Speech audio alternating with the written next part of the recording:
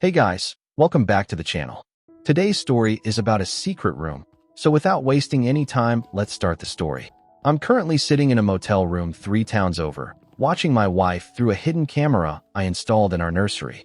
She's rocking an empty cradle, slow and steady, humming a lullaby to a child who hasn't been in that house for 48 hours.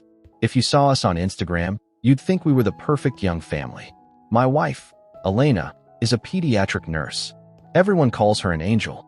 I'm a software engineer, the quiet guy who mows his lawn every Saturday. We had it all: the house, the career, and finally, after 3 years of trying, our son Leo. But I'm writing this because I think I've committed a crime to stop a bigger one. And the worst part is, I'm not even sure anymore if I'm the hero of this story, or the villain who just broke someone who was already falling apart. It started about 3 months after Leo was born. Elena was struggling. I knew postpartum depression was real, so I tried to do everything right. I took the night shifts, hired a cleaner, pushed her to see her therapist. I told myself this was just a phase, something we'd get through. But then she started changing. Not in a loud, obvious way. It was quieter than that. Subtle. The kind of change you notice only after it's already there. She became obsessed with the basement. Our house is an old Victorian, and the basement is the kind of place you avoid unless you have to. Damp, dark, always a little colder than the rest of the house. I've never liked going down there, but Elena started spending hours there. She told me she was organizing old baby clothes, things we didn't need anymore. But every time I went to check on her, the door was locked. "Elena, is everything okay?" I'd ask, knocking softly. There'd be a pause, a long one. Then I'd hear something heavy being dragged across the concrete floor. "I'm fine, David. Just give me 5 minutes, please." Her voice always sounded tight, rushed, like she didn't want me there. 5 minutes would turn into an hour, sometimes more. And when she came back upstairs, her hands would be stained. Sometimes dirt, sometimes something darker that looked like grease. And the smell, that's what stuck with me. It wasn't baby powder, not milk. It was sharp, metallic, like copper and vinegar. I tried to ignore it. I told myself she was just dealing with the aftermath of a difficult birth, that this was her way of coping. But then the glitches started. I have a smart home system, so everything gets logged. Doors, cameras, motion, all of it. One night, I was checking the front door logs and saw something that didn't make sense. 2 a.m. The door opened. I pulled up the camera. It was Elena. She was carrying a black duffel bag, and it looked heavy. Not the kind of weight you ignore. She didn't get in the car. She just walked straight toward the woods behind our property. She came back 40 minutes later, empty-handed. The next morning, I asked her about it over coffee, trying to keep my voice casual. "Hey, I saw the front door open late last night. Everything okay?" She didn't look up from her toast. Her eyes were sunken, her skin pale. "The trash was smelling, David. I just walked it out to the bin." At 2 a.m., I couldn't sleep. "Why are you interrogating me?" She finally looked at me, and for the first time in 10 years, I didn't recognize her. There was something in her eyes. Not anger, not fear. Something colder. Something that felt like it was measuring me. Then I heard it. A faint, rhythmic thudding coming from beneath the kitchen floor. Thump, thump, thump. "What's that noise?" I asked. Her hand trembled. The spoon slipped from her fingers and hit the plate with a sharp clatter. "It's just the pipes, David. The house is settling. It's always the pipes. But pipes don't sound like that. They don't keep rhythm. They don't sound like a heartbeat. And pipes don't scream." I waited until she left that afternoon to visit her mother. The second her car disappeared down the road, I went to the basement door. Locked. Of course it was. This time, I didn't knock. I grabbed a crowbar and forced it open. The wood cracked, the lock gave way, and the smell hit me immediately. Stronger down here. Thicker. Wrong. I stepped inside, expecting to find boxes, maybe something I could explain away. But what I found instead made one thing painfully clear. My wife wasn't just struggling. She was building something. The basement was cold, but the air felt thick, heavy with that copper smell. Elena had dragged a vintage wardrobe in front of a small door, the one that led to the old coal cellar. A room we never used. I pushed the wardrobe aside, my heart already picking up pace. When I opened the small wooden door, I expected a cramped crawl space. Instead, I found a room. Not just any room. One that had been carefully soundproofed. Every wall lined with foam pads like someone had taken the time to make sure no sound ever escaped. There was a bed, a small twin cot, neatly made, clean sheets. There were toys too, but not Leo's. Older toys, a wooden horse, worn-out picture books from the 90s. And in the corner, a small table with a plate of half-eaten food. The room was empty, but it didn't feel abandoned. It felt recently used. Very recently. A wave of nausea hit me so fast I had to steady myself against the wall. My mind started racing, jumping to places I didn't want it to go. Was my wife holding someone here? Was the woman everyone called an angel actually a kidnapper? I pulled out my phone, hands shaking, scrolling through recent missing child reports. News articles. Alerts. Nothing. No kidnappings. No reports. Nothing that made sense. I went back upstairs, my thoughts spiraling. I needed to call the police. I even reached for my phone, but stopped. If I was wrong, if there was some explanation I just couldn't see yet, I wouldn't just be making a mistake. I'd destroy everything. I'd lose Leo. So I did something I'm not proud of. I went into the nursery and stood over his crib. He was sleeping peacefully, completely unaware of any of this. He looked so much like her. And in that moment, something shifted in me. Protectiveness, mixed with something darker. I decided to watch. That same day, I installed nanny cams across the house.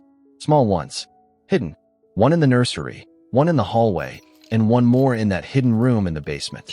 That night, I pretended to sleep early. But I didn't sleep. I lay there with my laptop open, watching the feeds. Waiting. At midnight, Elena got up. She didn't check on Leo. She went straight to the kitchen. I watched as she prepared a tray, slow, methodical. A sandwich, cut into triangles. A glass of apple juice. A single cookie, the kind of plate you'd make for a child. Then she picked it up and walked to the basement. My chest tightened as I switched to the cellar camera. She stepped inside and sat on the edge of the cot. And then she started talking. There was no one else in the room, but she was looking at the empty space beside her like someone was sitting there. "I'm so sorry it's cold in here, baby," she whispered. "Daddy is getting suspicious. We have to be very quiet. If he finds you, he'll try to take you away again. And we can't let that happen, can we?" She held out a piece of the sandwich. And then, something happened. The sandwich moved. On the screen, I saw it lift slightly, just for a second, and then a bite appeared, like something invisible had taken it. My breath caught. It wasn't a ghost. It was a person. Someone was sitting there, hidden in plain sight. A small figure wearing some kind of gray camouflage, blending almost perfectly into the walls. I zoomed in, my hands barely steady. The figure shifted, and for just a second, the hood slipped. I saw her face. Not a stranger. A little girl. 7, maybe 8 years old. And she looked like Elena. Same eyes. Same nose. But that wasn't possible. "We don't have a daughter." Then Elena spoke again. And this time, every word landed like ice. "Don't worry, Maya. Soon, we won't have to hide anymore. I've almost finished the paperwork. Once David is out of the picture, it'll just be us and Leo." A pause. A real family. She reached out and gently stroked the girl's hair. "I shouldn't have listened to them when they said you were gone. I knew I could bring you back." I shut the laptop. My wife was either talking to a ghost, or she had taken a child and convinced herself it was the daughter she lost before I ever knew her. And then I remembered. Years ago, she mentioned a tragedy. A car accident. A baby she lost. She told me the child died. Suddenly, everything made sense. The sounds. The secrecy. That thumping noise I kept hearing? It wasn't pipes. It was her. Maya. Trying to be heard. Or maybe, trying to get out. I knew I couldn't wait any longer. The next day, I told Elena I was taking Leo to the park. Instead, I drove straight to the police station. But the moment I pulled into the parking lot, my stomach dropped. Elena's car was already there. I froze. She was outside, talking to an officer, crying, pointing at her phone. I stayed in the car, my heart racing, and pulled up my camera feed. What I saw made everything worse. She wasn't reporting a kidnapping. She was showing him a video. A video of me, shouting, throwing a chair, grabbing Leo's crib. Except, none of it had ever happened. It was edited, clean, convincing. She was building a case, turning me into the threat, so she could lock me out, take everything, and keep that room hidden. I didn't go inside. I couldn't. I put the car in reverse and drove. I didn't stop until I reached this motel. Leo is with me. He's safe. But now, I'm the one who looks like I took him. I'm the one running. And just a few minutes ago, I saw something on that basement feed. Something I completely missed before. Something that made me realize This isn't even the worst part. I've spent the last 3 hours re-watching the footage from the coal cellar. At first, I was only watching the girl, Maya, but then I realized something. I hadn't been looking at the rest of the room. So I went back, scrolled through days of footage, then weeks, clips I had never even opened. And that's when things started to shift. I saw Elena bringing supplies down there. Not just food or blankets, medical equipment. For bags, prescription vials, heavy sedatives, the kind you don't just casually have at home. And then, I saw him. A man walked into the room like he belonged there. Calm, familiar. It took me a second, but I recognized his face from the news. Dr. Eris Thorne, a disgraced researcher. The kind of name that floats around in those late-night articles you read once and forget. He'd been kicked out of the university for running experiments on children, trauma, memory manipulation. And he was standing in my basement. I watched the footage, barely breathing. "She's responding well, Elena," he said, checking the girl's vitals. "The sedatives are keeping her suggestible. Give it another few weeks. She won't remember anything from before." A pause. "She'll believe she's your daughter. She'll believe she's always been here." Something inside me just dropped. That girl wasn't Maya. She wasn't a ghost. She wasn't even Elena's child. She was real. A foster kid. A missing one. A girl named Sophie. I remembered the case vaguely. A small mention in the news a few months back. No parents. No headlines that lasted longer than a day. Elena hadn't found her. She had chosen her. Picked someone no one would look too hard for. And started rewriting her life. My wife wasn't grieving. She was engineering something. And then I noticed the table in the corner. There were folders stacked neatly, like files in an office. I zoomed in. One of them had my name on it. My chest tightened as I watched Elena open it. Inside, everything. Life insurance policies, bank details, and then pages of notes. My behavior, my decline, dates, observations, patterns, and suddenly, things that never made sense before did. The exhaustion, the brain fog, forgetting small things. My coffee, she'd been dosing me. Small amounts, controlled, just enough to make me unreliable, unstable. She was building a story, so when I disappeared, or broke, or died, no one would question it. I just sat there on the edge of the motel bed, staring at Leo as he slept, completely unaware. His mother was a monster, and I was already halfway turned into one too. I knew then, I couldn't go to the police. Not like this. By the time they showed up, everything would be gone. She'd move the girl, clean the room, erase it all.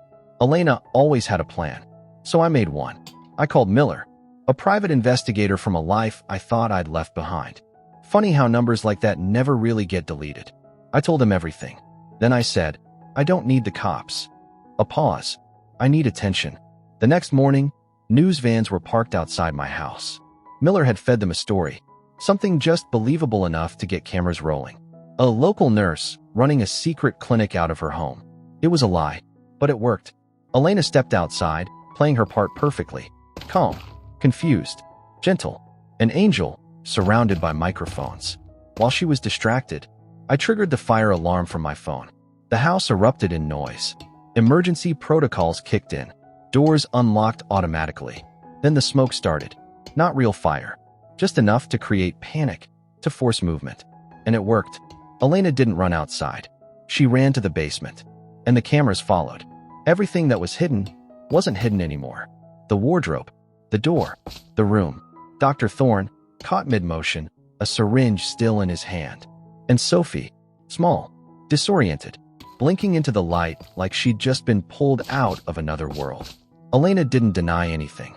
She just collapsed, holding the girl, screaming that she was saving her, that she was fixing her, that she was giving her a better life. It's been 6 months since that day. Elena is in a high-security psychiatric facility waiting for trial. Thorne is in federal prison. And Sophie is back with what's left of her family. They say recovery will take years. I have full custody of Leo. We moved across the country. New names, new house, new everything. But some things don't reset. I still watch the cameras. Every corner, every door, every window. The crawl space? Filled with concrete. Nothing under this house is ever going to move again. But that's not what keeps me awake. It's that last moment. As they were taking Elena away, she looked straight at the hidden camera. Not angry, not afraid, just disappointed. "You weren't supposed to wake up," David, she said softly. Now every morning, I make my own coffee. I stand there and watch the steam rise, just to be sure. To be sure I'm still in control. To be sure I'm awake. Because sometimes, late at night, I hear it. A faint, steady sound from beneath the floor. Thump, thump, thump. I tell myself it's just the house settling. I tell myself it's nothing. But I never go into the basement. It's been a year since the trial. Elena is supposed to be locked away in a maximum security psychiatric wing. Dr. Thorne is serving 25 years. And me? I built a new life in a sun-drenched suburb in Arizona. No Victorian shadows. No damp basements. Just clean walls, desert heat, and my son, Leo. At least, that's what I thought. 3 nights ago, a package arrived. No return address. Inside, a small bottle of jasmine oil. Custom blended. The kind Elena used to wear. And a thumb drive. I didn't want to plug it in. I knew better. But curiosity has always been my worst habit. So I did. There was only one file on it. A video. Not from the old house. Not from any camera I recognized. It was a recorded Zoom call. Elena and her lawyer. Dated 2 weeks ago. I felt something in my chest tighten as I hit play. The transition is complete, Elena said. She looked normal, healthy, happy. David thinks he's in Arizona. He thinks he's safe. A small smile. He even thinks that's Leo. For a second, I couldn't breathe. I turned slowly. Leo was sitting on the floor, playing with his blocks. Quiet. Focused. Just like always. My son. The DNA swap at the hospital was the easiest part, the lawyer said. Thorne's work wasn't just memory, Elena. It was biological redirection. David was the control group. The room felt like it tilted. I stood up, legs unsteady, and walked over. I picked Leo up, holding him tighter than I meant to. He looked at me, confused. I started searching. My son had a birthmark. Small, strawberry-shaped. Left ankle. I pulled off his sock and stared. Nothing. Just smooth skin. Perfect. The boy in my arms wasn't Leo.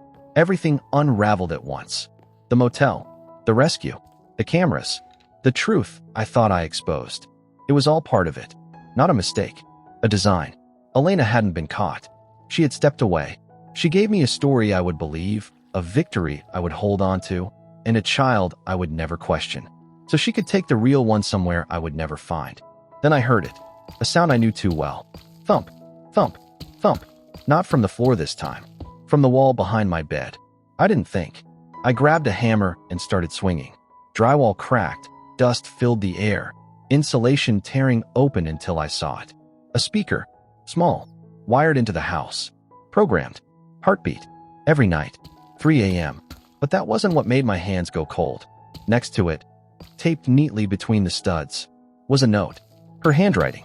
You were always so good at looking for secrets, David. But you never learned. Some doors are locked for your own protection. A pause in the message. Check the crawl space again. My stomach dropped. The one you filled with concrete. I drove. 18 hours straight. Back to the house. The same cold woods. The same empty silence. The new owners were gone. I didn't knock. I didn't care. I went straight to the basement. The concrete slab was still there. 500 pounds of it. I remembered pouring it myself, sealing it, ending it. Or so I thought. I picked up a sledgehammer, and I started breaking it. It took hours. Every swing heavier than the last. My hands tore open. My lungs burned with dust. But I didn't stop. I couldn't. Until finally, the concrete gave way. I dropped to my knees and reached inside. No body. No hidden room. Just a container. Plastic. Sealed. Waiting. Inside. Documents. Legal papers. Signed. By me. 3 years ago. I read the names. Read them again. And again. The child I had been raising as Leo. Was never Leo. Just a ward. A legal adoption through an agency I don't remember. An agency that probably never existed. And the real Leo, my son, died 2 weeks after we brought him home. SIDS. Just like that. Gone. She replaced him. Before I even knew he was gone.